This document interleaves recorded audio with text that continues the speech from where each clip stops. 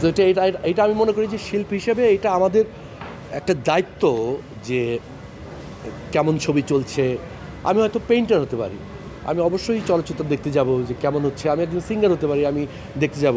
যেমন আজকে আমি নীলচক্রের কাজ করেছি। আমি নীলচক্র শেষ করে আমি এখন এশা মার্ডার দেখলাম বা দেখব।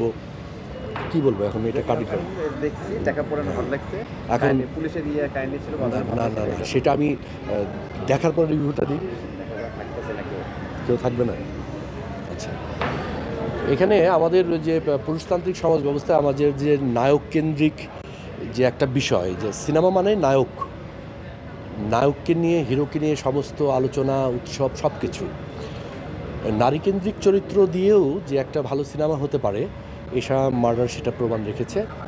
বাঁধন এমনিতেই ব্যক্তিগতভাবে আমার খুব পছন্দের অভিনেত্রী। এশা মার্ডারও যেটা করেছে অসম্ভব ভালো কাজ করেছে। আমি বলবো অডিয়েন্স যারা আমাদের যে বিভিন্ন জনরার, এশা মার্ডার আমাদের নিজস্ব একটা সিনেমা হয়ে উঠেছে, আমাদের বাংলাদেশের সিনেমা হয়ে উঠেছে।